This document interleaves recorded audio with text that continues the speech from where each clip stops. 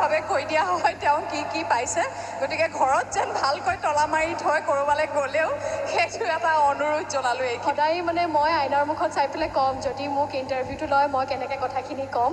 আৰু সদায় ভাবি অহা সপোন এটা মোৰ পূৰ্ণ হ'ল, সেইবাবে মই মোৰ মাক ধন্যবাদ জ্ঞাপন কৰিছোঁ। সৰু 3 বছৰ বয়সৰ পৰাই বিভিন্ন ধৰণৰ প্ৰতিযোগিতাত মই যোগদান কৰিছিলোঁ আৰু মই এইখন মঞ্চতে প্ৰথম বিহু কৰি বিহু ৰাণী আৰু শেষত 1992 চনত 1992ত মই সম্ৰাজ্ঞী খিতাপ অৰ্জন কৰিছিলোঁ।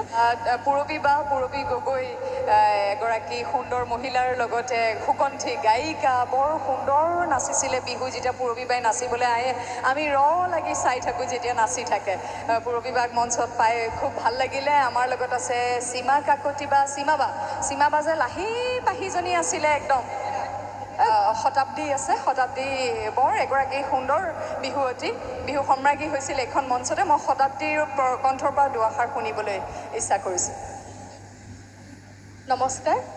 পোনপ্ৰথমে ইয়াত উপস্থিত থকা সমূহ বিহুপ্ৰেমী ৰাইজলৈ ৰঙালী বিহুৰ শুভেচ্ছা জনালোঁ।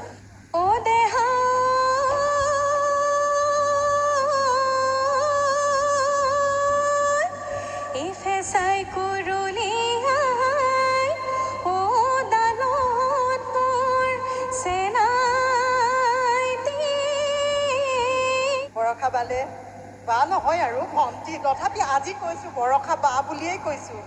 ইমান ধুনীয়া ছোৱালীজনী, ফিগাৰ চিগাৰ ইমান ধুনীয়া মেইনটেইন কৰে, মানে অতিকে দেখাৰ লগে লগে মানে মোৰো এনেকুৱা লাগে কালিৰ পৰা ময়ো সুধি খাম নেকি বৰষা বাক। হয় নহয়? হয়নে? হয়, দেখিছা? 5টা প্ৰথম পুৰস্কাৰ পাইছোঁ, 5টা, আৰু একেলগে অল অভাৰ গোটেই অসমত 182টা প্ৰথম পুৰস্কাৰ।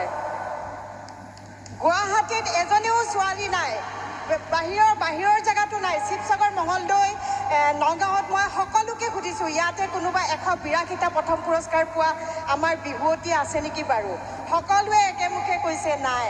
পূৰ্বৰ কেইবাগৰাকীও বিহু সম্ৰাজ্ঞী বিচাৰক বিহু সম্ৰাজ্ঞীগৰাকীক বাৰু আমি এতিয়া মঞ্চলৈ নামাতোঁ, কিন্তু আমাৰ মাজত আছে গায়ত্ৰী কোঁৱৰ বাইদেউ, পূৰবী গগৈ বাইদেউ, আৰু আছিলে সীমা কাকতি বাইদেউ, শতাব্দী কলিতা, প্ৰতীক্ষা বুঢ়াগোহাঁই। মই প্ৰতিগৰাকী বিহু সম্ৰাজ্ঞীক মঞ্চলৈ আহিবলৈ এপাক অনুৰোধ জনাইছোঁ।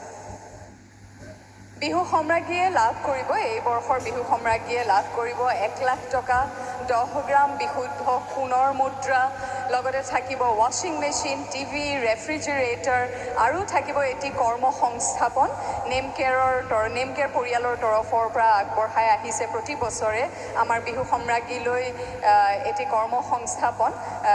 গতিকে লগতে আজি বিহু ৰাণী আৰু বিহু কুঁৱৰী বঁটাসমূহো প্ৰদান কৰা হ'ব এই মঞ্চতে।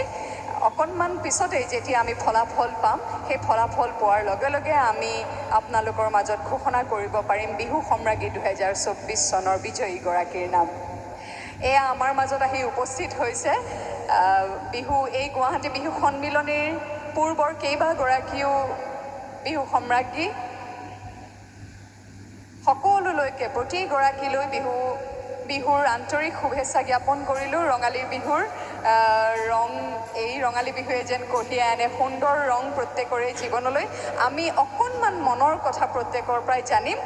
প্ৰথমতে মই মাইক্ৰফোনটো গায়ত্ৰী কোঁৱৰলৈ আগবঢ়াইছোঁ। নমস্কাৰ।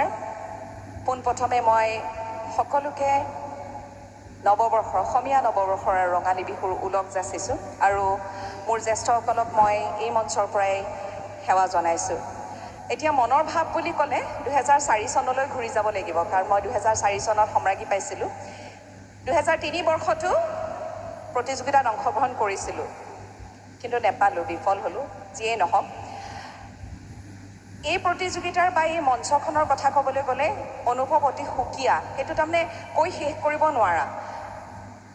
প্ৰথম কথা হ'ল, যেতিয়া মই সম্ৰাজ্ঞী প্ৰতিযোগিতাত অংশগ্ৰহণ কৰিবলৈ আহিছিলোঁ, সম্ৰাজ্ঞী প্ৰতিযোগিতাত এইখন মঞ্চত আজি এনেদৰে থিয় হ'বলৈ পাইছোঁ, আৰু এটা সুন্দৰ অভিজ্ঞতা।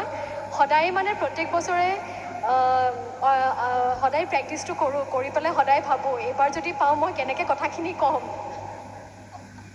সদায় মানে মই আইনাৰ মুখত চাই পেলাই ক'ম যদি মোক ইণ্টাৰভিউটো লয় মই কেনেকৈ কথাখিনি ক'ম আৰু সদায় ভাবি অহা সপোন এটা মোৰ পূৰ্ণ হ'ল সেইবাবে মই মোৰ মাক ধন্যবাদ জ্ঞাপন কৰিছোঁ সৰু 3 বছৰ বয়সৰ পৰাই বিভিন্ন ধৰণৰ প্ৰতিযোগিতাত